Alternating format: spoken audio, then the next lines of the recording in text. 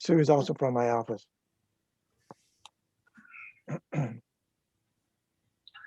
we go. So can everybody, I'm showing up for over here. I can hear. everybody let me know if they can see this and hear me. Yeah, I can hear you. Okay. Yeah.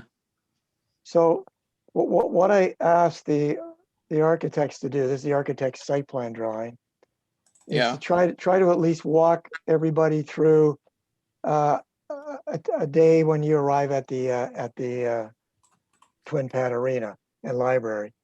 So this is the parking area, and please speak up as I go along. I'll try to pause between things I'm saying, and I'm available to answer any questions. I can't see everybody on my screen because I have an iPad, or a notepad, but I'm sure Jasmine can. But speak up, anyways. So the site plan drawing shows in pink where parking spots are for accessibility. And of course, the basic idea is we try to locate these parking spots close to the entrances. There are two main entrances into the building. And I'm gonna, for argument's sake, I'm just gonna say the top of the page is north and the bottom of the page is south. The south is River Road. And on the west of the site, of course, is Theme Park Road. Yeah, that's River Road there, Michelle. So the building is kind of split up into two parking areas, one on the east of the building, and the building is in green, and the one on the west of the building. And the idea is that from both ends, from the east and the west, you're going to enter a lobby that basically goes from the east side of the building to the west side of the building. Okay. On the south of the lobby is the library. And on the north of the lobby are the ice rinks. All right. Okay. So when you get out of your vehicle on either side, you would have to cross a drive aisle. Once you get to the, I'll call it the entrance area, there will be a depressed curve so that it's all flat with grade. And you would basically just roll up the curb and then you'd be at the level of the lobby floor. That's fair. Okay.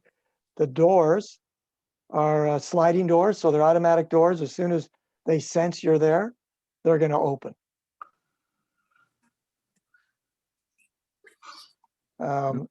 Once you get into the lobby, then you have on one side of the lobby, you'll have the library, which will be at grade. And then we'll show you in the next plan. On the other side of the lobby will be the ice rinks. Okay. Okay. So Ron, I saw a question there from Okay. Councillor Kenny. okay, go ahead. Sorry about that, Ron, and nice to see everybody back. Ron, you mentioned about the curb being depressed, and I'm just wondering, is the depression big enough, to your knowledge, Ron, you may not know the answer, but big enough to support two scooter type wheelchairs passing? Or is it just small? I'm just wondering about the dimensions. So if we've got individuals moving back and forth, we don't need any kind of collision. I don't know if you can answer that or not, Ron. Well, yes, I can. Yes, I can, Councillor Kinney. Definitely, it's going to be wide enough for a couple of scooters. It's going to be wider than that. Typically, it'll probably go right around the bend, so that it gives total flexibility for you to access the entrance. I'll call it the entrance patio from almost a significant length. So there will be definitely, it'll be wide enough.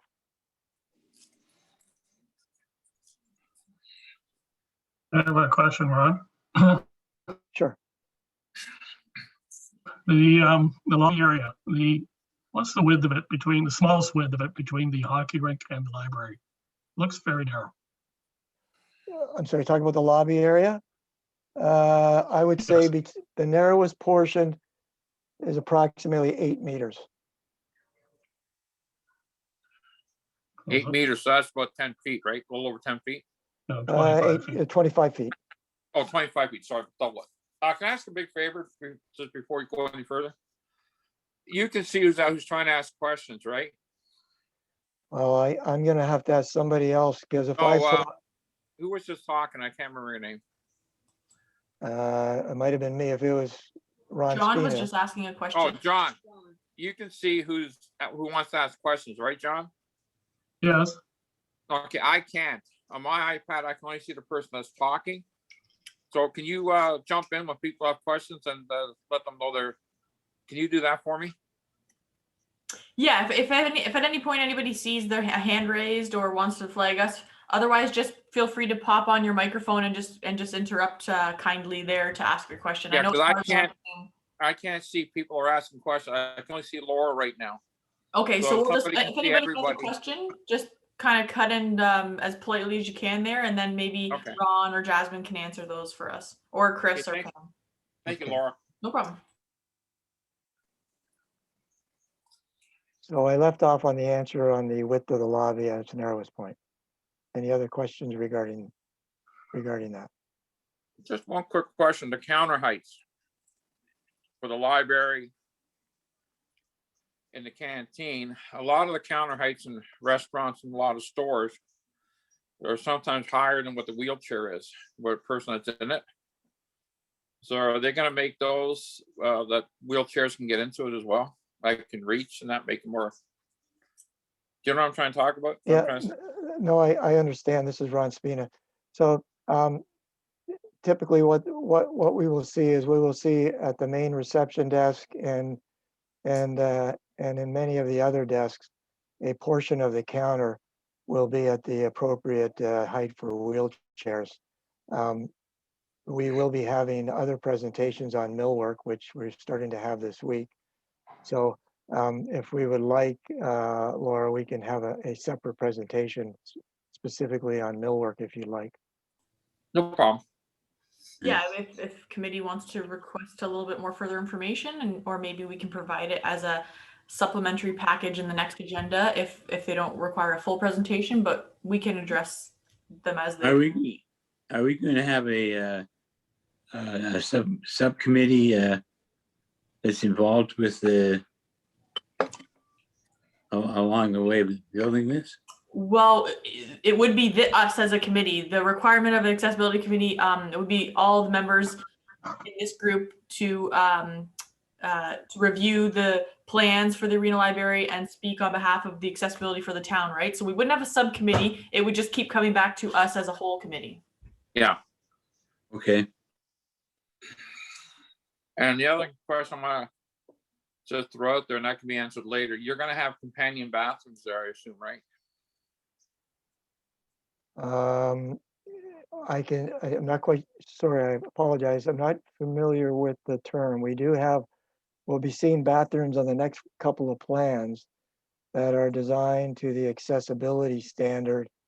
Is that what a companion No, a bathroom is? companion bathroom would be one bathroom with, one toilet, one sink. And it's like a person like me that's in a chair or people are in wheelchairs and can't have a hard time using actual bathrooms. And it also works for people who are diabetic and they got to give themselves insulin injections that they can get into a private, safe place rather than using a common bathroom. So they call them as companion bathrooms, because usually you have a person come in, a companion that comes in and helps you. So I don't have this in this presentation, but I definitely can come back with more details regarding the bathrooms. I know we have a number of bathrooms that are designed to meet AODA and the code. So I think, Ron, excuse me if I'm wrong, this is more the layout of the actual property and the building, like overall, I think Oh, we're not, okay, sorry. we'll get into smaller details such as, like wheelchair charging stations, desk counter height. That's a different element. Is that Okay, correct? sorry. Well, definitely, Laura. We can, I'm just making a note of that to make sure we cover that. We can definitely cover that in another presentation. Yeah, this will just kind of be like, here's what the arena is gonna kind of look like from the street. Here's the entrance ways, outside layout, and then we can definitely, Fred, bring back some more detailed aspects in terms of what's going to be provided to members that utilize the facility. Once again, you're fantastic, Laura. A try, thank you. Fred, I can throw in there too, and I do think we'll see a number of accessible washrooms. So they have 5-foot turning radiuses, and I'm guessing they're close to a dozen throughout the building, and they are primarily standalone units. But we also have, as per AODA, 2 universal washrooms, and those are, I think, sufficient space to have minimum 2 people inside with turning radius. And there is one on the main floor and there is one on the second floor. So that you call it a companion bathroom. We also use the term universal, and there are universals on each floor as per AODA. So definitely this building is up to minimum standards. And then, Great. as I said, about a dozen additional accessible washrooms as well. Oh, that's great. Like Laura said, we can cover that when we get more in detail. So I didn't realize we were just doing the outside. So continue on, Ron. No problem. Next one. If everybody's okay, we'll show the next plan, which is a floor plan of the main floor. So I'll go through this slowly because there's a lot of information here. The intention of this plan is to show, where we have, different clearances and floor areas set aside to make the building achieve the objectives for accessibility. So, for example, there's a legend over on the right, which I'm sorry, I can't read because it's too small on my screen. I know, it's but okay. but the idea is that they've blocked out different turning radiuses and rectangular floor spaces so that there's sufficient space for barrier-free access to things such as water closet stalls, doorways. It's all sort of covered in the legend on the right to address that we're trying to do our best to make sure we've provided sufficient space for everybody. In addition to that, we show in the arena where we have barrier-free seating, which is item 8A and 8B. So if we look at the arena, we have 2 arenas. We have one arena, which we call the event arena, which has about 900 seats in it on the ground floor. I'm not sure if you can annotate, Jasmine, to show them precisely where that is. Is that possible? Okay, there's your arrow. So the arrow shows you on the ground floor where we have accessible seating. We have Where's the arrow again? I'm sorry. Oh, there it is. I see it. Okay. no, Jasmine, the seating. Yeah, right there. Okay, that looks nice. Okay. And then if we go to the arena, to the small arena, the community arena, Jasmine, we have some spots over there. That's on the ground floor. And then if we may as well stay on this topic, if you go to the upper floor, please, Jasmine.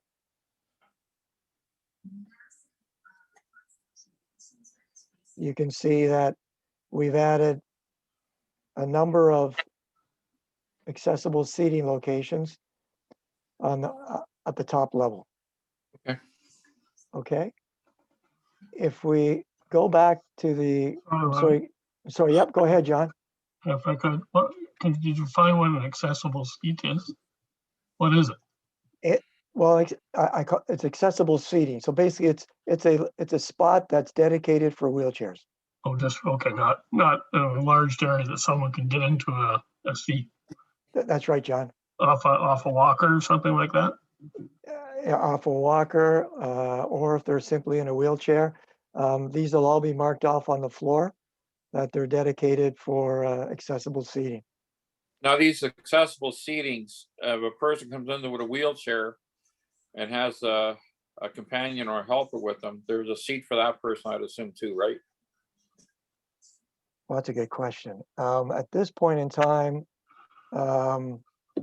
it looks like one of the wheelchair locations would have a seat beside it, but the other ones wouldn't. So I'm not quite sure if we need to reconsider this. If we need to, then we can take a look at that. Well, the easiest solution would be to put a folding chair beside if there's room. Yes, you could do that too. Ron, I have a question. You said it's up on the upper level. How do you get up to the upper level? Is it going to be an elevator? There's an elevator. You see the arrow there. I'm sorry, I can't see who I'm speaking to, but you see the arrow there. There's an elevator there, Oh, okay, it's there, okay. and that's how you would get to the ones on the upper level. Also, can I ask you another question? Maybe I missed the first part. Is there accessible parking for people with scooters and wheelchairs? Yeah, that's back to the site plan. I'm sorry, yeah, I don't know if you guys talked about it. That's okay. Here's the site plan here. Okay. Everything, all the pink areas indicate parking spots for what you've spoken to. And are they free or do you have to pay or? I'd have to defer that over to Chris. Yeah, free, just like the Recplex, all the parking would be free at this facility. Okay, good. All right. Okay. So, Jasmine, if you can go back to the main floor plan. I guess I'll talk about the washroom. So why don't we start with the main public washroom? So when you come into the facility at the ground floor, I'll just wait a minute. Keep scrolling. So you see where the arrow is. That's the main public washroom. Okay, and there would be a universal washroom in each of those washrooms. They're gender washrooms, so one's male and one is female. And then in front of the sinks and everything, we've provided for sufficient clearance. And of course, there would be accommodation there for a wheelchair under a sink. Is there going to be buttons to push for all these different doors to get in from, like, for example, into the washrooms or possibly into the into the rinks? Like, there's usually doors there. So is there going to be buttons to press? So, well, right now, the washrooms you're looking at don't even have doors on them. Okay. So they're, you simply would pass through. Yeah, it's got the L shape. Yeah. Yeah. Yeah, and that's going to be wide enough for you to curve around. But what about to get in, for example, from the entrance into the rink? So usually there's a door there. Yeah, so we've got one door there. And I'll have to check with the designer, but the intent would be that that door would have one leaf would be automatic. Yeah. And then down the main corridor, Jasmine, if you want to show the arrow, keep going right there. Those are sliding doors. Mhm. So those would be automatic. Okay. The multi-purpose room, if you follow the arrow, those doors are going to be sliding doors. Okay. And into the library entrance, those doors are sliding doors too. So we'll have to look at a few doors that may need automatic buttons, Okay. but the main Now- doors are going to be sliders. Sorry, go ahead. Where's getting at? Ron, the only thing I was going to ask you, if you have any push button doors, if you come across, you have to put them in. Don't put the push button underneath the fire alarm. Now, I know why Okay. they do it is so they can get the power from the fire alarm to run the door. The problem you run into, we have about 5 or 6 service dogs in the area here. Okay. And if you put the push button under the fire alarm, the handler can't ask the service dog to open that door because the way they open it, you might trigger the fire alarm. Okay, I So- understand. So when you do that, make sure you put the push button nowhere near the fire alarm. Noted. Thank you. Good point. Like I said, there's about half a dozen dogs right now in this area between Collingwood, Wasaga Beach, and Stainer area that would be using the facility. So it's a small Okay. amount, but it's considerate. Okay, appreciate that. So I guess if why don't I, I've gone through the public washroom. Maybe the next thing I'll do is we'll show you a typical hockey. Well, the multi-purpose room is pretty straightforward. It's a big open space. And I've told you to get into the space, sliding door to get into the washrooms. If you want to show the door to get into the corridor for the washrooms, you've got that door there. I've already spoken about the washrooms having no doors. In answer to another universal washroom, can you go in the library and show that universal washroom? Jasmine, go down to the washroom. Yeah. So keep scrolling. Keep going. That universal washroom is serviced off of the main bathroom hallway, Ron. Yeah, let's see. There's an accessible washroom in the library there though as well. The library has 2 single-person washrooms, and then that larger universal is off the main branch. And then if you just look above the sorry. lobby, Yeah. there are 2 single person washrooms just by the pro shop as well. So lots of, as you asked Fred, places where you have your privacy, should you need privacy. Yeah, okay. So I'm sorry. Yeah, let me just go back to be clear. So, yeah, thanks, Chris. I'm sorry. It's so small I couldn't see it. Couldn't find the door. Now we did. Jasmine, if you can just point to that universal washroom down the main hallway where the other washrooms are, right there. So I know there was a previous question about a companion washroom. This is a large washroom. You can see it's very deep. And that's an example of a universal washroom where somebody could be assisted by somebody else. It's about 5 to 6 feet wide, and probably it looks like it's along the lines of about 10 feet long. Okay, thank you. Okay, so the other washrooms with the blue circles, or anywhere where you see a blue circle, the blue circle represents a turning radius for a wheelchair. So all those spaces have been designed with consideration for sufficient space for a wheelchair to pivot around. Wow. Okay. And where you see these yellow rectangular shapes on either sides of the doors, those are shapes that identify that those areas have to be clear so that it makes it easy for maneuvering and accessibility. Ron, can I ask a question? Not all Sure. people are on wheelchairs. Some of them are on mobility scooters. And I'm wondering if like, I don't know, the exact turning ratio or whatever you want to call it. So some of these wheelchairs are pretty big. So something to consider. I don't know, like I know we're getting maybe a little bit too picky, but it's just something to consider. Like I don't know what the turning ratio is on a wheelchair versus a large scooter. Well, a wheelchair can turn 360, turn right on a dime. Yeah, well, that's what I'm saying. And I can make a full circle in a tiny area. But like I say, it's, and maybe we're getting a little bit too picky, but sometimes these scooters are pretty big. I have a small one, but there's some of them that, need to back up, make a turn and then back up almost as if you're parking a car.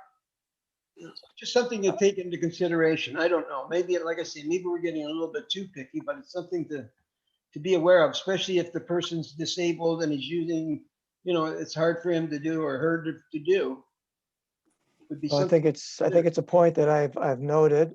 I'm sorry, I once again I can't see who I'm speaking to, but I've noted it. And we'll take it back. I'll take it back to the designers to see how they've taken that into consideration. But we'll look at it. The only problem I see running into this is, like, where do you stop? Because these scooters are getting bigger and bigger and bigger. And I think we just have to take the dimensions of an average handicap scooter, which is used, 32 by something. Fred, I see some of these scooters, they're massive now. but all I'm saying is, if I'm that person on that wheelchair, there's a reason why I have that wheelchair. So if it's a large wheelchair, like, you just can't say, well, where do we stop? I think we have to, all due respect, we have to consider everybody, right? I realize that. Now I've got a big scooter in the shed. That's one of the biggest ones around right now, because I could barely get it in my truck when I was using it.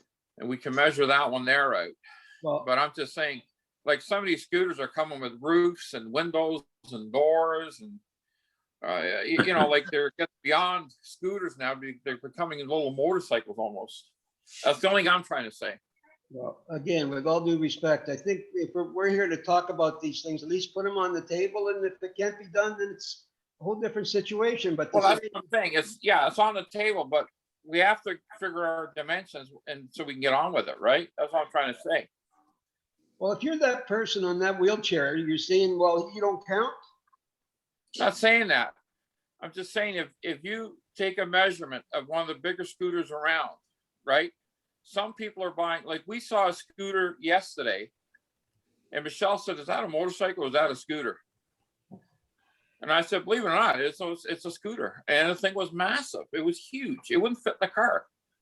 I don't know if I'll be of help here, but I'm sure when they do put these dots in, it's based on the standard that's required under the act. So I'm sure they've adhered to the requirement. Whether or not that's the minimum requirement and we want to go more is something we can look into, but I can guarantee that they will, under the Building Code Act and the Accessibility AODA, they're going to have to put in at least the minimum standard, right? So we That's can, right, yeah. So Laura, is that Laura? yes. Okay. Yes, you're correct, but I'm gonna be honest with you. That's a minimum, and we're not quite sure if the technology is now creating things that are beyond that. So I guess what I'm saying is, this is just my own opinion, guys, is that if you think that there's a certain size of scooter that maybe we can look at to see how it fits into the design, we can take a look at that for you, right? To see if it does fit into the design. Right now, what you're seeing is what meets the AODA and the building code. What I can do is, I gotta take one of my big scooters into Macall tomorrow, because I'm donating it to a person who had a massive stroke. And I'll ask him what the average dimension of a scooter is, like what the dimensions are of a scooter. I can ask the guy at Macall tomorrow. I guess it's important to note that, while I hate using the word, minimum standard, at least we can say that as a committee, we made sure there was a standard met. Whether or not it goes above and beyond, that's something that we'll have to obviously look into as well. Yeah. I The think Laura, the only point I was getting at was, like, I saw a scooter not too long ago, and the thing had like a roof, a door, windows, air conditioning, heating. Like, it was for all intents and purposes, it was a car. Oh, I'm sure they come multi-purpose now and big. Now, Yep.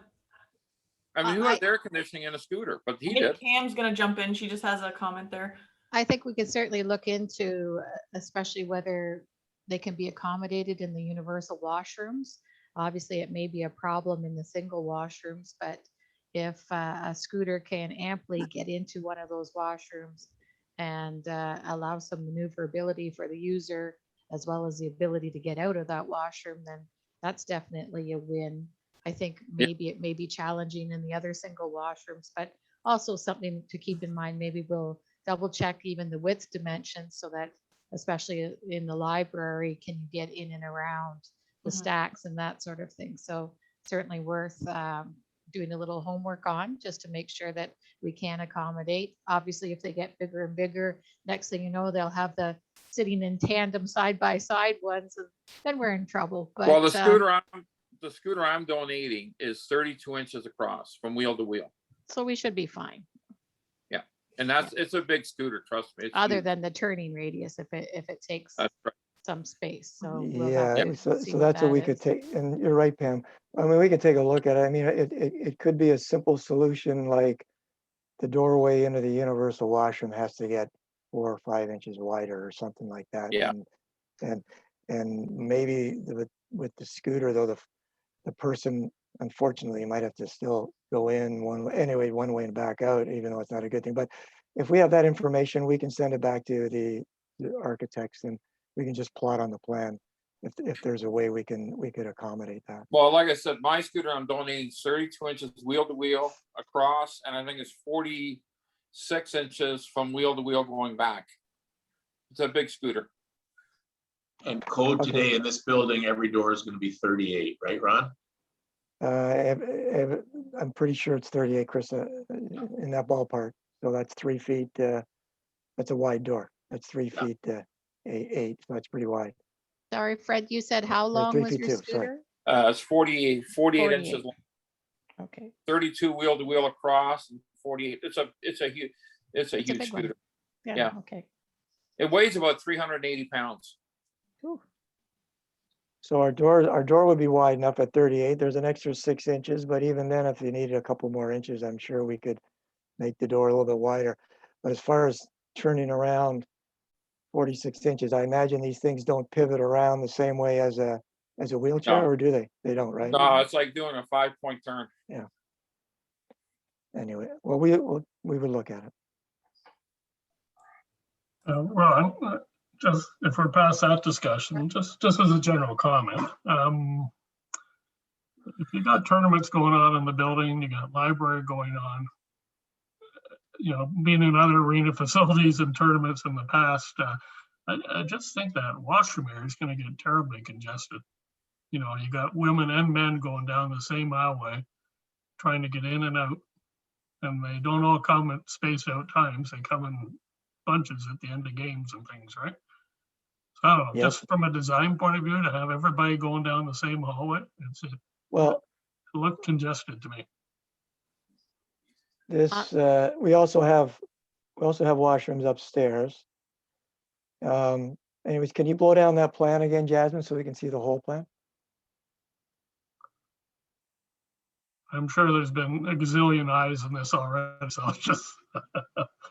We Well, have. John, from a layman's standpoint, Ron, you may remember this, but we did have discussions about why do we pay for hallways? We don't want hallways. Square footage, you can imagine, has always been a big discussion. And we were taught that the hallway allows an area for queuing.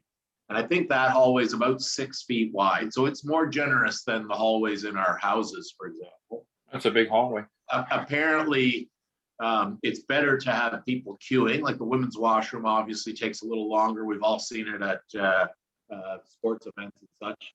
And so the women's washroom is put second, and therefore there is queuing space so that it doesn't create congestion out in the main lobby. So there was some thought put into the fact that we did have this hallway. If it creates congestion, it may, but I think it's better that it only, or the justification was made that it's better for just 20 to be interfered rather than the maybe 150 that could be out in the lobby space. So there was a rationale behind that hallway. I think there's a rationale, and to be quite honest, John, if we design this facility for a hockey tournament, we'd have a significantly larger facility. So we have the architects designed it to 90% of the use, and that's how they came up with the washroom count. The washroom count is all based on meeting the building code. The building code is pretty specific. Keep in mind the library during a hockey tournament, their washrooms inside the library are to serve the library area, and the public washrooms would be for the tournaments. But yeah, I mean, it will be crowded during the tournaments. Okay, Ron, I got one last question on the washrooms, and we'll get off it. You run into a lot of issues, and I know I've run into it, is people start using the, I call them companion bathrooms, that don't need them because they don't want to wait in line to go into another bathroom. Now, I know other malls have done different things to circumvent that problem, so we don't have that problem. But is there any thought given to that? Like, there's nothing more frustrating than like a person that's, let's say, in a wheelchair and really can't use a regular public bathroom, and he's sitting there waiting, and some 16-year-old kid comes running out with his friend, and he's been trying to get into the bathroom. It is frustrating on a lot of levels. So, like, I know one thing we couldn't do it, but I know, like, Square One, they have a camera aimed at those bathrooms, and then the security will let you in. But I don't know, maybe having keys for that bathroom or something to kind of stop that problem. Like I said, it's nothing more. I saw Georgia Mall has one companion bathroom, and there was a guy behind me that had to go really bad, and he was in diapers with his wife and all that. So I let him go ahead of me, but it was two young kids came running out of that companion bathroom. And this guy was really holding it to try and get into the bathroom. So I let him go ahead of me, but you know, some people cannot use a regular bathroom. Okay, so That's a tricky one, Fred. I know it is. Something, Ron. It's really It'll be, tricky. I don't think that we should make them key access only, because then we're restricting the limitation, like we're putting a limitation on accessing it. Unfortunately, that's just ignorance. It's not really, there's not really a law that says anybody can't use it. It's just there for, we hope that people take into consideration that it's for accessible purposes, right? It's just going to be hard to like have security watching the back. You know what I mean? I mean, like, it's there. We just hope people use it properly. Like, I can't remember his name. I think it's Joe. He's in a scooter, right? Now, as I recall, I don't think Joe can walk very much or walk at all. Are you talking about Vic? So, oh, Vic, sorry. Yeah. I would I struggle with putting I a think key lock would have on a the doors. time with the regular bathroom, so he'd have to use the companion, and it'd just be frustrating if kids are using it and he's trying to get in there, right? That's what I'm thinking. No, for sure. And totally valid point. I just think there would be more frustration if someone got there and realized they had to go get a key for it. The wait in line to get a key. I mean, obviously we hope people use them for the intended purposes, but we can't, I mean, we're never going to be able to stop that. I don't think fully. Sometimes people just go in there, right? And yeah, well, it was just a dumb question. no, not dumb question. I've come across it, so. Nope. Okay. Thank you. You're so sweet, Laura. I think maybe a middle ground would be we put some pretty strong signage on the door to that washroom that it's strictly for accessible use and Absolutely. nobody else can use it, or something to that effect. Yeah, then that's something we can do. Chris can do as a facility manager, director there. We can get staff to put on some signage after the fact. Okay. And you see how that works.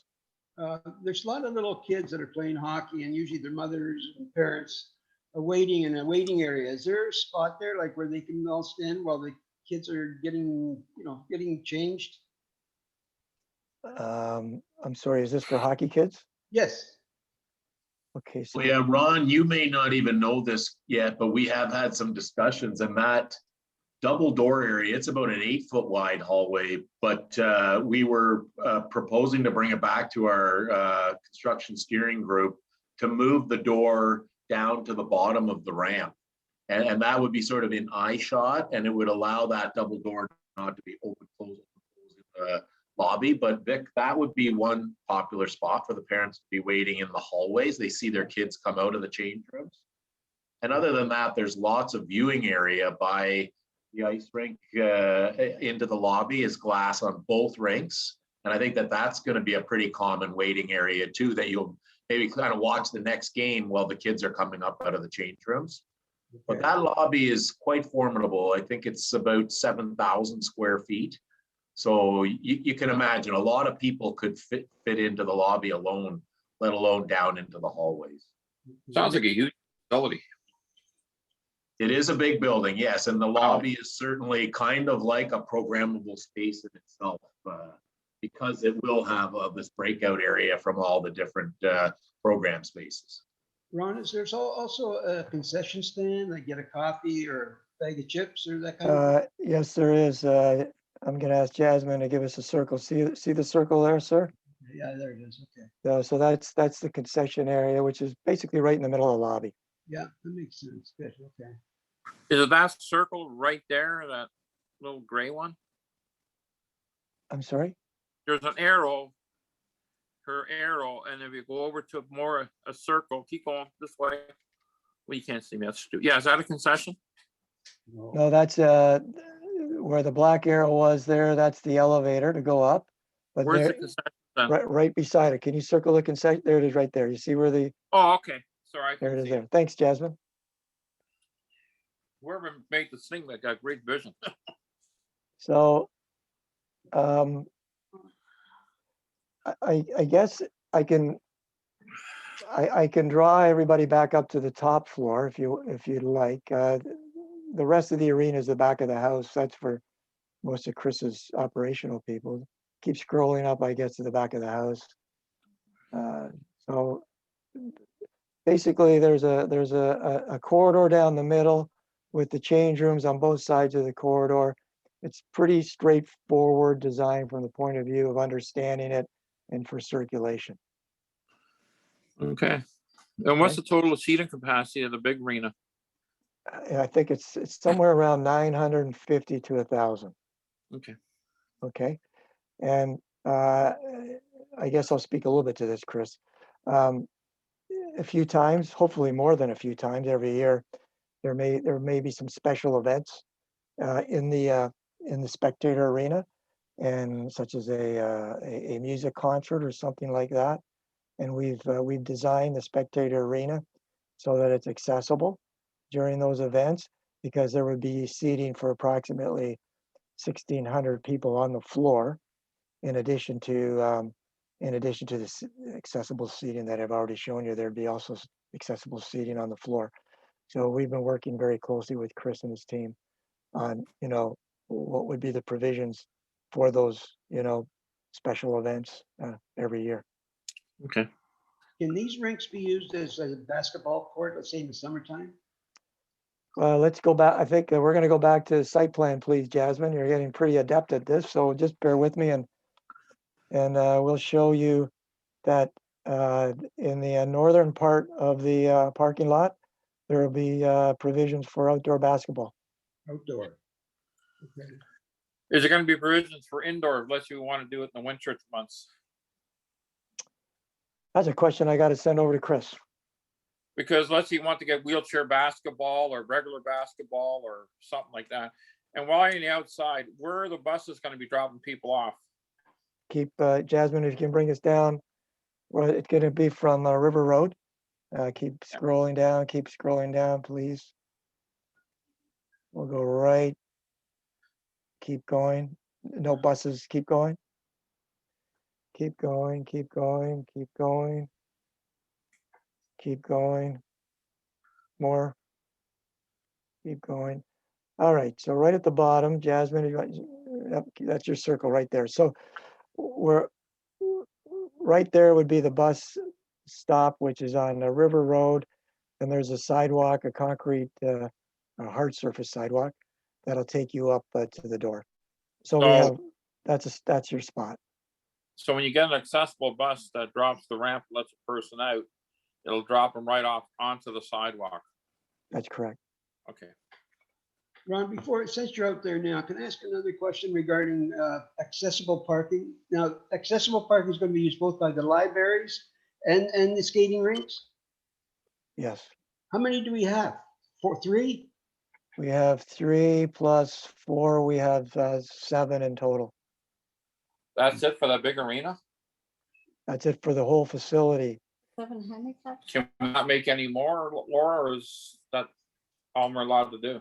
I mean, we obviously the ones proposed would meet the site plan minimum. Whether or not we plan for more is a discussion. We can I'm sure Chris or whoever, we can look into maybe adapting a few more spaces to accommodate that. I mean, seven for a facility. I know it's a big facility. I think maybe we could look at bumping up to, I'd say maybe if we could get 10 would be great. Is that possible? Are we then restricting other spaces? I don't know. Well, the problem is, Laura, is I think Vic's truck is a rear loader on a wheelchair, right? Yes. I have to buy a side loader for my scooter. Yes, these spaces are gonna be wide So- enough for like for whether you're a rear or a side load, they're gonna meet this requirements of this unloading capabilities. It's just the amount. I think Vic was talking about the number of spaces, right? Well, Yes. yeah, my fear is that with only 7 spaces or even only 10, if you have to, like, let's say hypothetically Vic or me or someone else has to park further away Yep. in the winter time, it does become hazardous. They would be It- maintained spaces for sure, but you're right. If they're full, I mean, I guess what the answer, unfortunately, I hate saying again, that's the minimum standard was probably what we're having there. I'm assuming, Chris, whether or not we add more is a request to do that. Yeah, a thought comes to mind, and maybe you guys have addressed this. I know I've sat in with bylaw in the past, but in addition to the oversized parking slots, are we allowed to sign additional parking slots that are of normal width? I know that that doesn't help the side load situation. Yeah. Or in today's day, you know what I mean? Because there's a guy who uses a cane who might have a permit Yes, to we park. have to have a certain amount that are identified as unloading accessible, and then we can do size. There's 2 sizes, I think. There's the unloading and then a general size for accessibility, which would be, yes, maybe a gentleman who is getting out with just a cane or a different accessible requirement. But you're right. There's 2 Yeah, like they're a sizes. slot and a half, but they don't have that special walkway up the middle that we what do you- see on these pink ones. But can we add half a dozen of those? Like, and it doesn't necessarily, 3 for 2 slots, and people would avoid them if they didn't need the loading space. Is So, that Chris, helpful? what happens if you come into where a guy, is driving a pickup truck or a van and he's in a wheelchair that, like the little racing ones that they use that they push themselves in? Mhm. And most of those, they'll unload them out of their driver's door so they can slide from the driver's seat into their wheelchair. So a regular spot wouldn't accommodate that. No, yeah, that's why these ones that are proposed right now have that access aisle in between them for unloading that type of space. Chris is just saying there are ones where there are accessible spaces that are just standard, that are like a regular parking spot, but a little bit bigger for people who don't maybe have a wheelchair or a walker. It's just someone maybe with a cane or something else that doesn't require that access aisleway. In which case we can add extra ones of those in hopes that people who don't need the wheelchair spaces will use the other ones. But I think the general consensus probably across committee is that they'd like to see a couple more spaces dedicated to that. Yeah, the point, I'm not trying to be a pain here with parking, No, but no. it is a sore spot with me, I'm sure with Vic. Why can't we double the handicap accessible spots right along where we have them now? I don't understand. I don't think that's not a possibility. I think that's something Chris can take back to the project developers, or is that a Ron thing? Is that a Colliers? We 14 spots, it'd be a lot better. 7 spots in such a big facility is nothing. That's It's what I really grand was scheme. gonna say. If all 3 facilities are going, you're talking about fans of 900 in the rinks and plus more. Plus, I don't know how many people would be in the libraries. You take a comparison would be Walmart. You have 900 people in Walmart, and yet they got about 16 spots. Mm-hmm. You see what I'm saying? In other words, and not only that, my scooter is not the type of scooter. If I can't put it in the accessibility, the wheels on my small scooter, and there's snow on the ground, somebody's gonna have to push me to the door. Well, that's what I was trying to say, Vic. In the winter time, it'd be dangerous for people to get in there that are in scooters. Well, Or in that's the why to me, manual wheelchair. bare minimum, I think 12 to 14, 16 slots would be something you need. I mean, we're talking about it, and to me, you're not gonna have any kind of problems. And if they're additional, I mean, looks like there's ample parking on both sides there. I don't know why we can't increase it to about 16 spots. Yeah, I don't think that that's something that would be too hard to do, Chris. I mean, maybe you can speak with I know that they probably just put them in as the minimum standard, but because they have to show that, but I don't see why we couldn't go above and beyond. Yeah, I think, for example, at the Recplex, we have 350 spots. At this building, there are 300 planned. And I would guess we, by ratio, are quite a few up, and maybe that would be a good justification. We can put it back to the designers. And if we could for example, equate what we do at the Recplex. Because it's probably a proven equation. If we've gone beyond the code at the Recplex, it probably makes sense to do it at this facility. Once again, we could be the first leading in Ontario that were more accessible to everybody and more accessible. We Exactly. could lead. Good Huh? point, Fred, and I suspect there'll be support for that. So why don't I do that? We'll look for that up number at the Recplex. Pam, did you want to say something there, Pam? I think the only challenge is trying to get the people from the parking lot to the building safely. And I think that's, that will be the challenge is building these new aisles from the parking lot to the building. That's where the challenge will be, not so much just designating some of the spots as accessible parking spots. It's making sure that the people in those spots can traverse safely without being hit by cars. So that will be probably the bigger challenge, but we can It would certainly. be the same bring it. challenge. It would be the same challenge if someone had to park further away from the handicap spot and tried to get into the building. They're at more risk of being hit by a car because they got further to travel now, especially if it's snowy or whatever.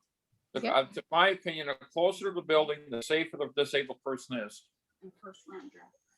No, we will bring it forward. Okay, I'm so not we, trying to be a pain. I'm sorry, guys. No, so no, we that's can, all good. I agree with- we can take a look at that. That's an issue that should be really looked at because not only that, we're talking about people, being hit by a car, but it's also slipping and, if they're far away from the door, we're taking a risk somebody's going to break a hip or, something like that because these lots are not always cleaned immediately. And then you got a little bit of ice that's covering the snow or the snow's covering a little bit of ice. And before you know it, somebody's, got a broken hip. So to me, that's something I think that should be seriously looked at because the more the better, especially, if these 3 facilities are being used at once, 7 slots sure don't cut it for sure. No, it's nothing. That's I peanuts. see we have Deputy Mayor Bray in the meeting. Are you looking to make a question, comment? Go on. Am I allowed to make a comment? Sure. Yeah, go ahead. You're Okay. here. Jump in. I know that when we were looking at the parking, a facility of the size needs to have a certain number of parking spots. So, at one point we have to meet the building code for parking spots. This site plan meets it for both accessible and standard parking spots. So I think it's a great request to come forward that you'd like to see more accessible. But I don't know that it's necessarily a done deal because they need to be safe. There's certainly a passenger drop off so that if there's 2 people in that handicap vehicle, you can drive right up to the door, drop them off, they can get in safely, and then you can go park the car. Well, yeah, but that works for people that can drive normally. My vehicle is specially equipped for me to drive. Michelle and Valerie can't drive it because my equipment's specially equipped for me to drive. Right, but I just don't want everyone to think that we can ask for 20 spaces and we're going to get them. We have to look at the whole picture and have enough parking spaces for the site plan, not just like we have to kind of mix both. And so that's what we're trying to do. But it's whatever council could do would be appreciated. And I don't want to braid this thing to death. But like I said, we could be the leader again. We're the leader with the Mobi mats and other stuff. And we could be the leader with, more accessible handicap spots in Ontario. We could show how. That's a good point there. Deputy Mayor Bray serves on the committee for the Arena Library project, so she gets a lot more firsthand information there. But I didn't realize that drop-off area was there, which is another kind of added bonus again for someone who maybe just wants to get closer in there. And I think I see what Pam means when she says those spaces right where she's circling. Now that that's a drop-off area, we're going to have to maybe push that back if we're adding more aisleways to get up to it. Is that right, Pam? You're just kind of saying the more we add there, it maybe blocks off, or then we would lose our drive-through. yes, Right, we can't just we could put a walk-through, but I don't know that it's any safer to be walking through a drive-through lane. yes. So I think a lot of thought has gone into the current layout, and certainly we can take the feedback back to the architects, but it's not as easy as just repainting the lines is what I wanted to say. So Yes. Well, I'll tell you right now, and Vic agrees, 7 spots are nothing. You'll never get a handicap parking spot. Especially when you have three different facilities that are going on at the same time. And not only that, we live in an area where there's a lot of senior people, a lot of handicapped people. in Wasaga Beach, and it's getting more and more that type of a town. And I think that's something that should be a top priority of all the things we've talked about, especially in the wintertime. And, you know, you have people parking far away from the entrance. Not everybody's got, you know, a passenger that can drop them off at the entrance. So to me, not only that, it's also could be a big lawsuit to the town if somebody slips and breaks a hip, you know, because of, we don't have, I mean, to me, should be a top priority. Yeah, Think- so I think Chris, you're comfortable taking that back to just to revisit maybe the opportunity if there is one to add more spaces. Again, that's not a guarantee. We know we've met the standard, but we can see what we can do in terms of a further pitch or. Yeah, but like Fred said, I mean, let's be the pathfinders to something like this. No, It's no, not- I completely understand that for sure, and that's what I mean by sending it back to Chris. Maybe we can get an update on what we can do, because they will have to rejig the parking lot format and the drive-through lanes and all that stuff. How many total parking spaces do we have? Somebody mentioned, was it 900? What was it? No, No. 350, Chris? Did you say 350? I think it's around 350, Chris. Yes. Well, Yeah, I think. 350 is the Recplex, 300 is the new arena. Okay. Oh, sorry, 300. Well, I'll tell you what, as chair here, why don't we leave it with Chris and Deputy Mayor Bray, and maybe they can look into it more and bring it back to one of our next meetings. How's that sound? Yeah, we can do Chris, that. we're good. Yeah. By all Yeah. means, yeah. Yeah, So we can we'll do do a that. justification, and Deputy Mayor Bray makes a good point that there are a second set of planning requirements that minimize the number of spots or maximize the number of spots we must have. It's 1 to every 30 meters in the building. And so that we might come up against a wall and then have to start changing the site, et cetera. So there's going to be sort of a give and take on that requirement, as well as to sort of maximize the number of accessories. Okay, so I'll leave it in your trusty hands, Chris and Deputy Mayor Yeah. Bray, and we can talk about this more in a future meeting. How's that sound? Perfect. Thank you. Okay, Ron, go on. Sorry for the delay here. I think I was gonna go back up to the second floor. So Jasmine, if you can go up the second floor. So I'll go through it in the same order. I've already shown you where the accessible seats are for the arena. There's a walking track on the second floor, which is available to everybody to use. And that circles we call the community arena. So the walking track up there. We also have a public washroom up on the second floor. Okay, you can see in that public washroom, there's a universal washroom right there. The rest of the clearance, and once again, all the blue dots are all the clearances that the designers have considered for wheelchair accessibility. And the same thing holds with all the squares, the different colored squares. Those are to show that consideration has been given to meet the code regarding clearances in front of mostly doors or washroom fixtures.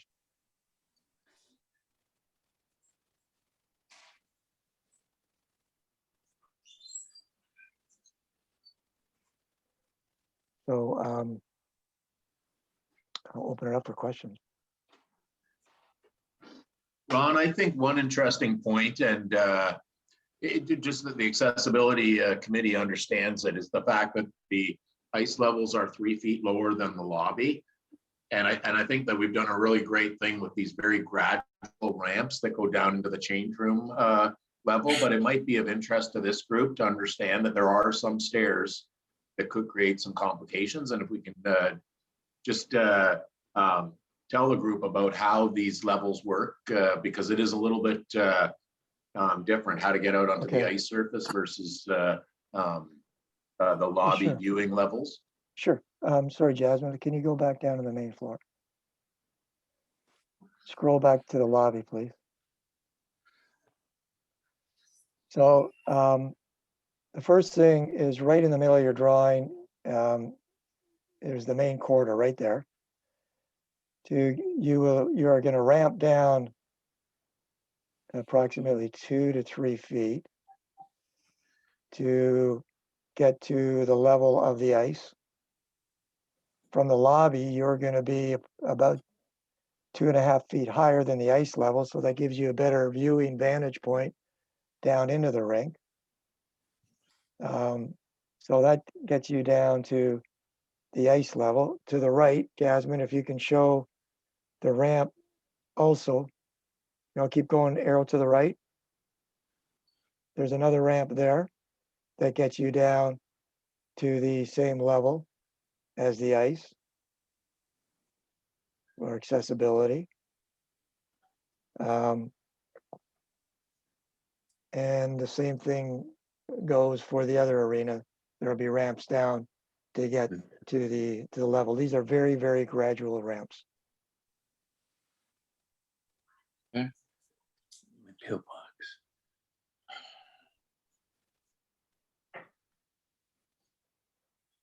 It looks like you guys put a lot of thought into the building of this. It's gonna look absolutely gorgeous when it's built.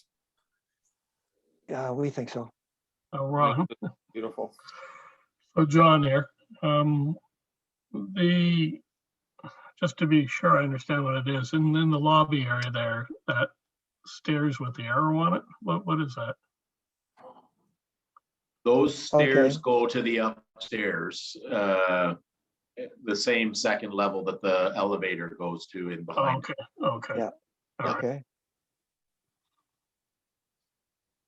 So underneath that upstairs level will be the concession area then, yeah, okay. There's a That's right. concession When area. you stand at the community rink, the ceiling's about 9 or 10 feet above you. When you stand at the big event rink, the glass goes way up. I think those windows are 14 feet high. Okay. That's right. About things like fire exits and that kind of thing. Is there, I guess we were covered with that, eh? You're covered with that. To get out to a fire exit from the main level, there you'll be able to get out at level. You don't have to take a stair. And on the upper level, of course, you have the lift. If the lift isn't working, you would have to be taken down the stairs. Is it a lift or an elevator? So I think it's one. It goes one level. So okay, it's an elevator. Okay. Sorry, I trying to think through my head. We don't need a special key or anything, right?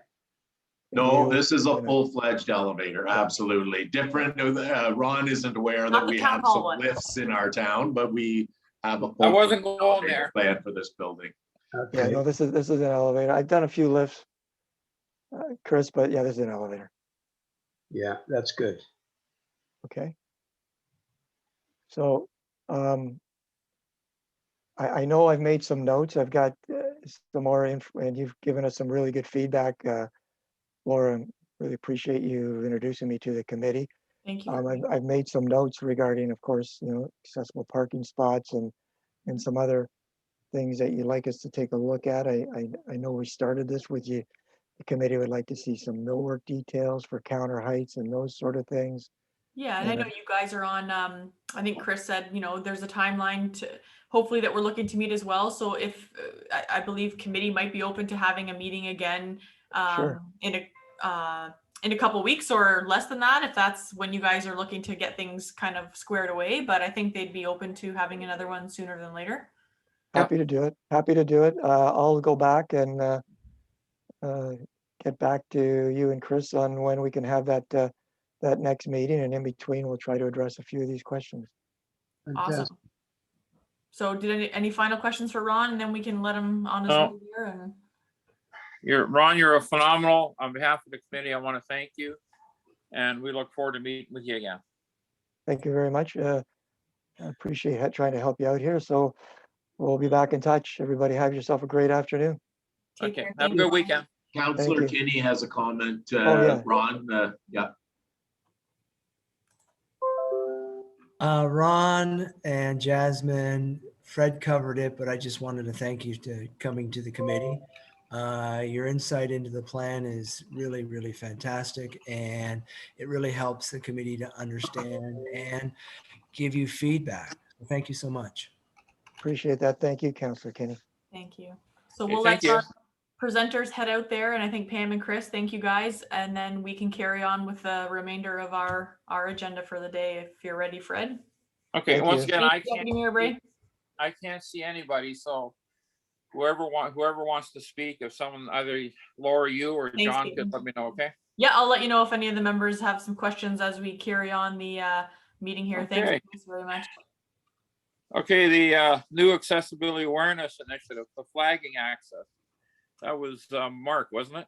It is. So what I did actually, Fred, I put them all under unfinished business instead of new items, just because I didn't know how deep into conversation committee wanted to get on them, because I know due to COVID, all these things are on hold, especially the in-school event. Pretty much the only, and I know that Councillor Kinney has the subcommittee with Kevin and with, is it Al or Vic? Mark, I can't remember. Not Vic? Al? Might be Al. Yeah, it's Kevin and Al.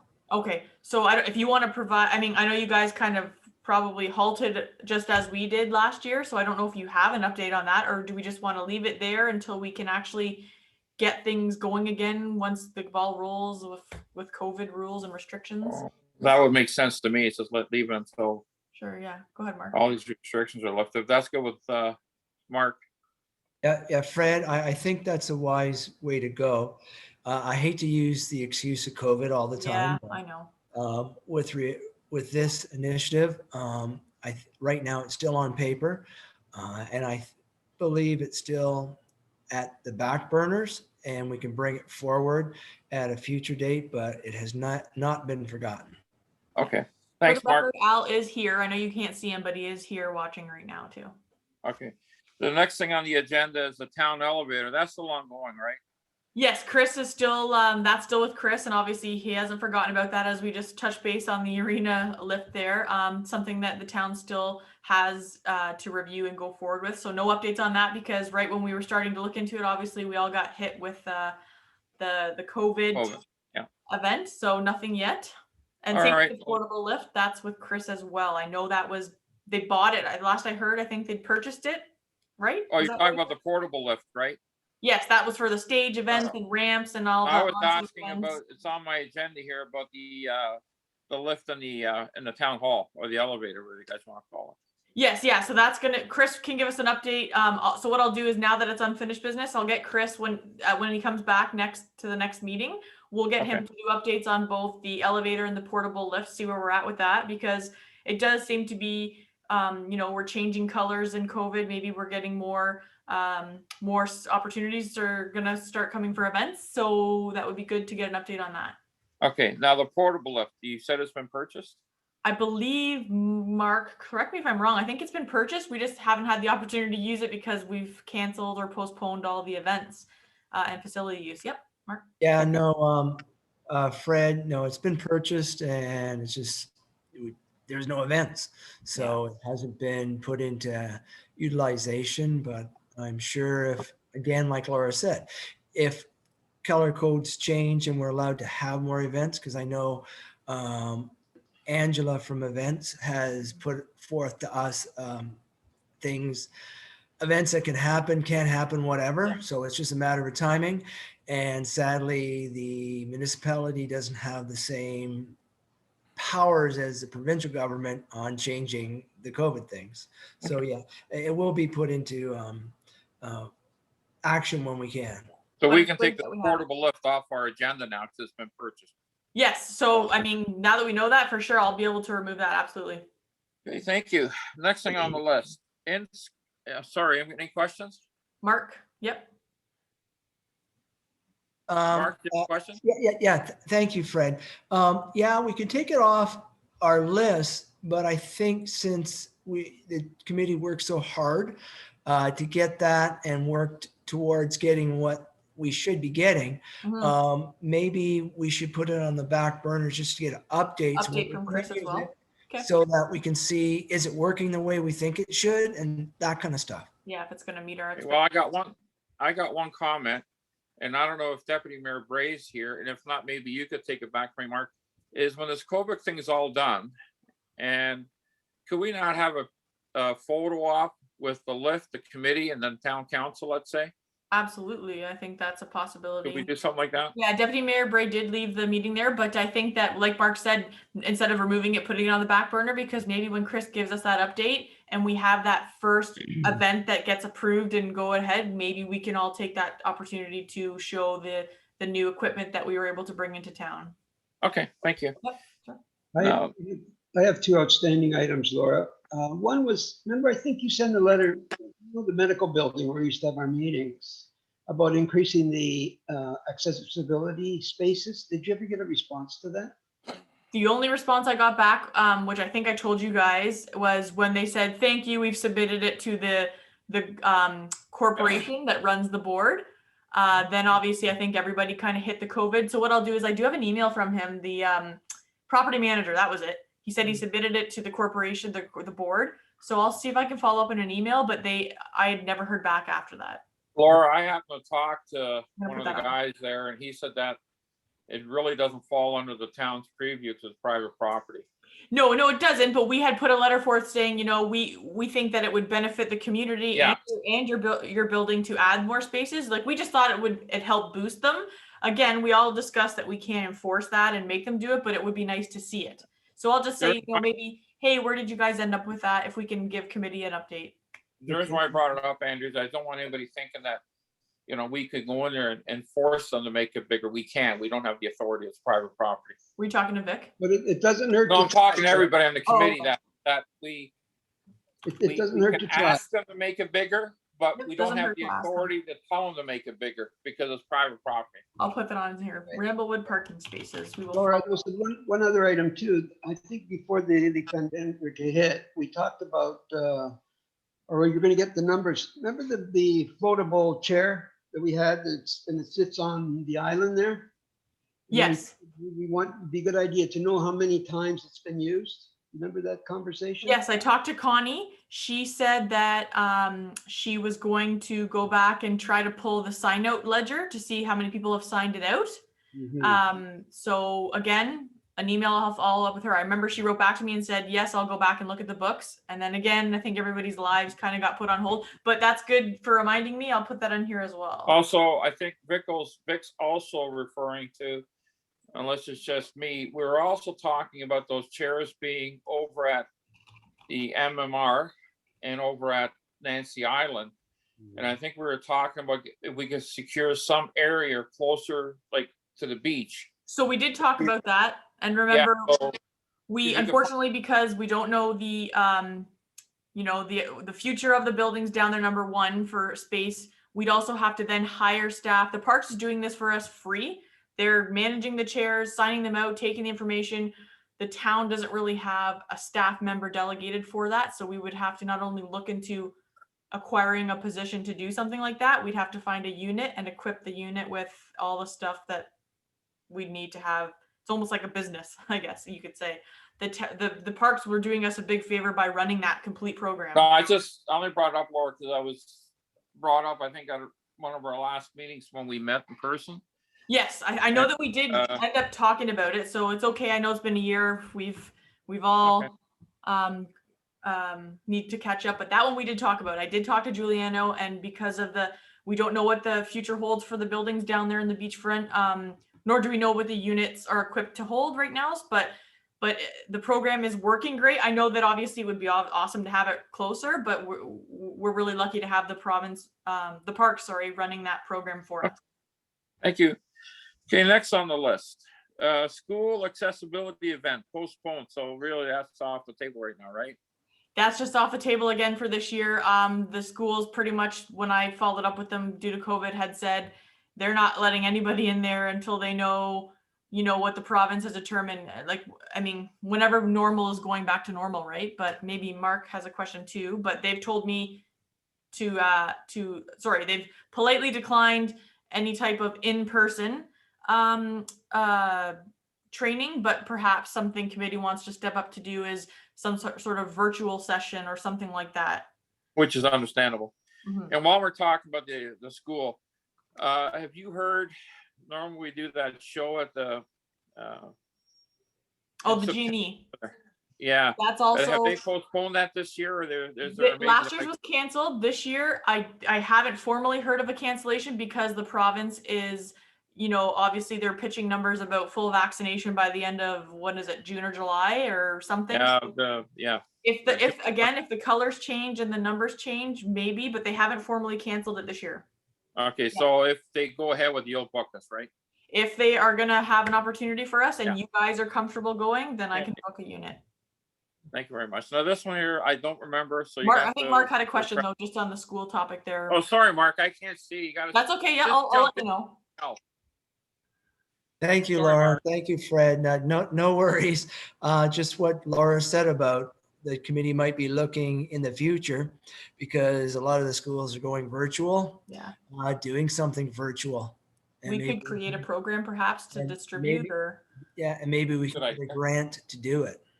yeah. That's a good idea. All We right. do have, obviously, we didn't use it last year or this year. We do, you know, committee has allotted a certain amount of monetary use in the budget. So maybe we can put a little program together where we develop a stream or a video, and that can be sent out to the grade 2s or whatever grades, maybe the whole school, like accessibility in the town of Wasaga Beach. Here's a program for their virtual learning. Maybe do a virtual coloring contest, all that kind of stuff like we did. Okay, well, I'm gonna talk really big here, Laura, now. Mhm. Can either you or Mark, I don't know what I'm talking about, but can you and Mark maybe talk to the IT department and find out if we could put something together? If it's even possible to do it. Yep. No, I mean, we can ask them for sure. I think they're probably going to want to know what our proposal is. So maybe we can do that here first and determine what avenue Yeah. we want to take, and then we can see what's possible. Okay. Now, this next one here, 5.5, I don't remember it, so you're gonna have to refresh. Accessibility Recognition Award, Oh. selection and decision. So, as you guys will probably remember, last year we took a report forward right before COVID that introduced the accessibility award, because there's always been Citizen of the Year, historical awards. So we passed a report and we got the accessibility award. And our very first winner of that last year was Foodland, and that was due to their sensory friendly shopping. They repainted all their lines and added some more accessible spaces. So they were selected as that recipient. This year, the award process, they're just putting that out now. So they're going to be putting out the application process to nominate people. And what I wanted to do is when we get back the people who have applied, I will review with you guys the nominees, and we can determine a winner, or we can select a potential winner for that award. And Mark, I want to thank you. I saw your picture in the paper with a couple other people giving the award to Foodland. Yes. So on behalf of the committee, I really want to thank you for doing that. You did a great job. And if we do it this year again, hopefully you'll take on the task of doing it again for us. Yep. Kathy has a question too there. You're Okay, just on Kathy. mute, Kathy. No, I was talking to Mark. Sorry, Kathy has a question. Oh, sorry, Kathy, go on. You're still on mute, Kathy. Let me see if I can help you there. How's that?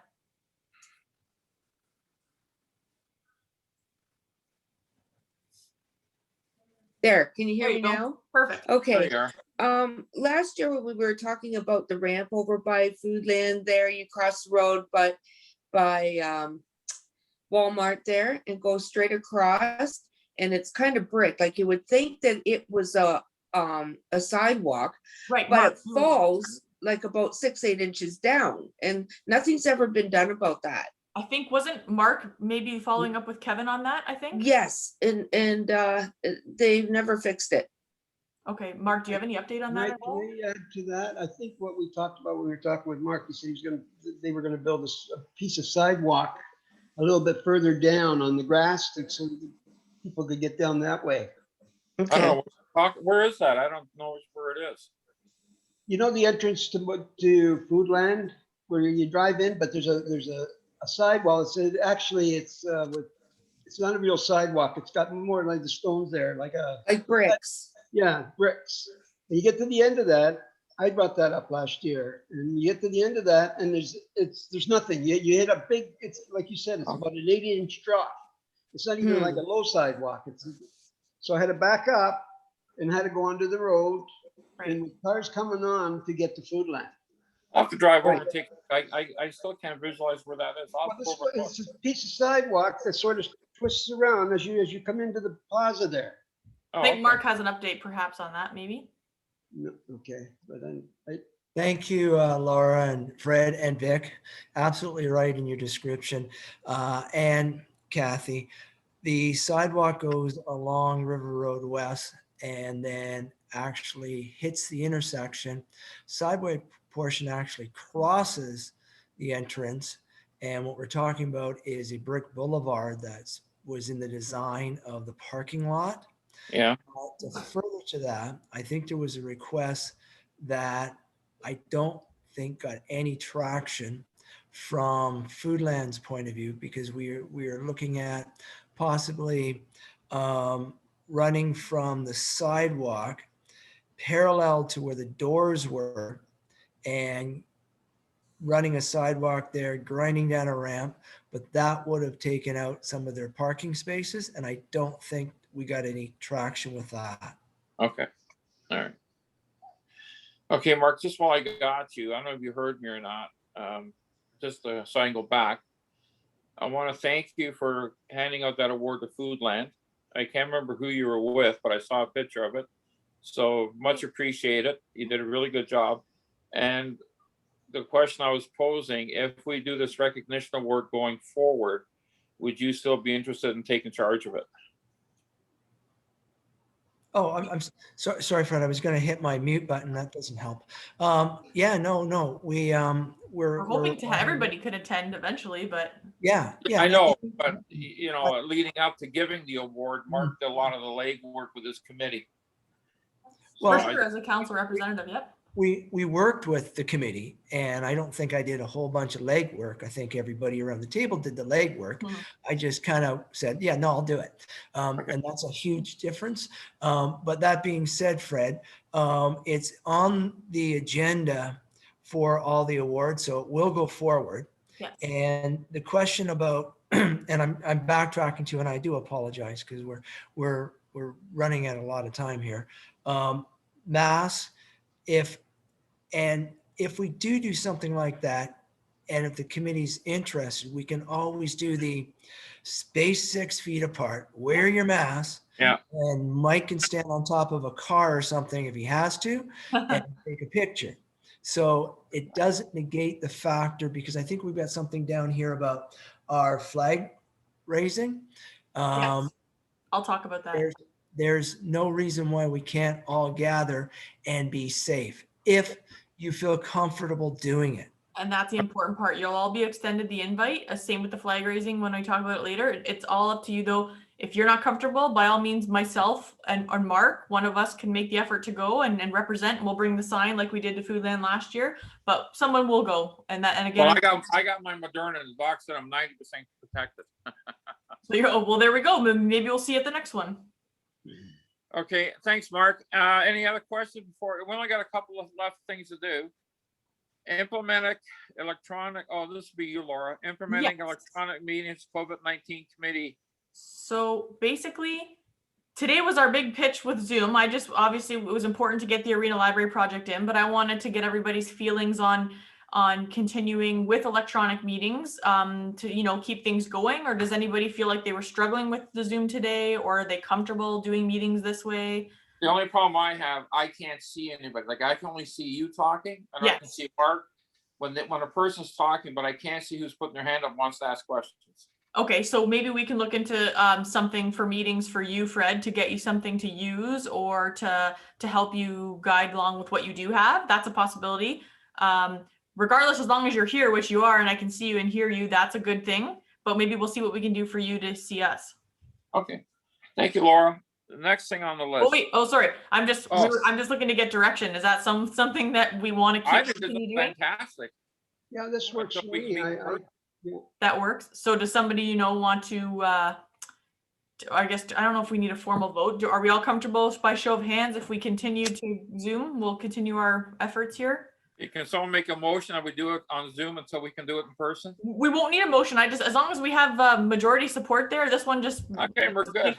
Yeah, I think I saw everybody's hands, so that's good. And I'll let Kevin and Jen know. Jen had to leave for work, but Mark, did you want to make a comment?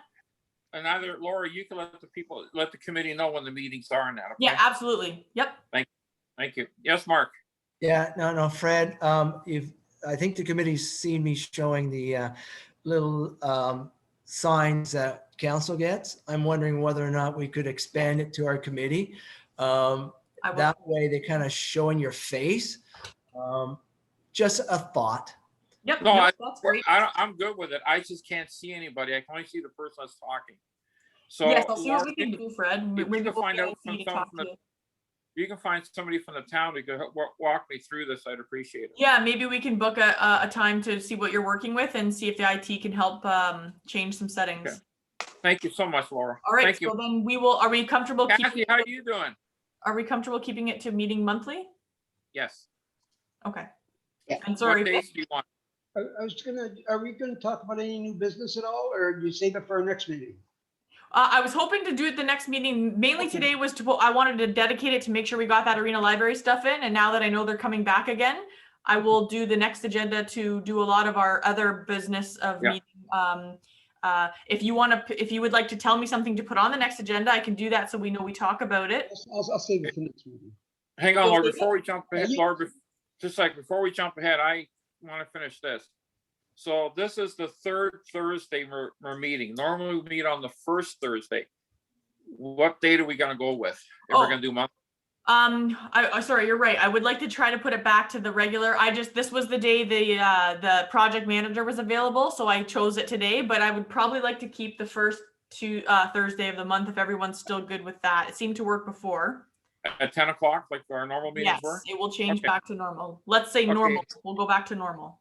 Okay, thank you, Laura. Okay, Vic, sorry for interrupting. Go on with your question. No, it's okay. I'll save it for our next meeting. Sure. Yeah, Yep. sorry, Vic. I got a head injury and I gotta finish one thing at a time, or if we jump too far, I get confused. Okay. No problem. No, that's Okay, okay. I'll save it for next week. Okay. Okay, Michelle, yes, I can see you. I just wondered for that in-school event, can we do a little video of each thing we've done with us in it and then send it to the kids? So Yeah, so I'll put it on the agenda where we can have the next meeting. We will all maybe brainstorm some ideas of what we'd like to see on these virtual videos, and then we can put a plan together. okay, thanks, Laura. Yeah, of course. Just Laura. No, it's everybody. Okay, Laura, next thing then is the, Access awareness. So everybody knows, Pam, I will send you out, if I didn't already, I don't think I did. Access Awareness Week, as it is every year, is the last week of May, first week of June. So we are going to do a flag raising and proclamation, and Pam and myself will send you out an invite. So if you want to come take the picture for the flag raising, if you're comfortable, we'll space out. If you don't, that's okay. We just wanted to give you the opportunity to come so that the mayor can proclaim that, and we can get it on the website and send out some social media blasting across the town. okay. All right, Mark, you're up for. I'm not sure if I put his name on there, kind of. He didn't know about it, so I just in case he had any updates. I was gonna ask him, if it's not big, Mark, if it's not important, could we leave it till our next meeting, or does it have to be brought up? What? Your report. Oh, my report? Oh, it'll be short. Okay, go on. You've already had an update on the arena, and so Ron and Jasmine took my storm for that. But the timing is staying, and you can thank the steering committee for that. They're doing a great job there. As far as Beach Area 1, because Laura kind of said something about we're not wondering what's happening to Beach Area 1. I know we're preparing the RFPs and looking at on the 6th of April, I know council has a closed door meeting with the 4 selected building people to get their insights on it. And then I'm hoping that itself will run fairly well too. One of the things that happened before COVID was an initiative that I took to Doug Heron and to Danny Rogers. Doug's planning Danny's building with regards to a community improvement program for accessibility. And what it is the thought, or my vision initially was, we've got one for the town with regards to fascia, so a business can get improvement. They do the improvement to their facilities. It's all inspected. They submit bills to the town, and there's a maximum amount of money that an individual could get back from that. So my vision was same format. An individual needs accessibility, or even a business needs accessibility. They put it in, they get it inspected, they submit bills, and then there would be a maximum amount of money that an individual could get as a rebate for doing that work. I've had chats with Doug Heron, and again, Danny, and I know George Van Vancoeur is going to be in the loop too. So when I get more insight into how it might spin out, I'll bring a full package to the town. Okay, that sounds good. And Fred, that's my report. Failing any other questions? Thank you, Mark. Anybody got any questions for Mark? I think we'll see more. Okay, that being said, the only thing I want to bring up is, I don't know if Laura would know him. Remember Mayor Cal Patterson? Of course I do, yep. Okay, well, yesterday I took my new electric wheelchair out for a spin, and with ramps and all that, Valerie and Michelle took me to Costco, and I ran into Cal. He has to have some kind of an emergency surgery in Toronto. He's lost another 15 pounds. Uh-oh. So, any committee member that knows him, or maybe good wishes, thoughts would be nice to Cal. He was a really great deputy mayor. He was a fantastic mayor. Mhm. And, as you guys remember, he started the Wish for Seniors that were dying. And, he got that lady that lived the week after she did it to go on the water at Wasaga Beach, because, we had those chairs for him. So I'm not just saying you have to, but, if you can see Mark, Cal, or send him a get well card, I think it'd be appreciated. That maybe Laura, if you could do one on behalf of our committee. Yeah, I'll speak to the executive assistant for mayor and council here, Pam, and she can maybe perhaps get some information together on what's happening exactly, and send something out on behalf of the council and staff. The maybe. surgery has to have done. They can't do it in Collingwood because he's too high risk. He has to go to Toronto. But with COVID, everything's being pushed back. So right now, he said ticking time bomb. Yeah, leave that with me. I'll talk to Pam. Okay, thank you. That's all I got to say. Anybody else got to bring anything else up? I do. Bruce, you've been quiet as a mouse. I'd like to put forward to the committee that I believe that we're missing out on being more inclusive with the pool at Y. And I'd like to see if we could raise money through government funding or whatever for a lift to get into the pool, or a ramp. Don't they have ramps? I thought they had ramps. Some such aid. And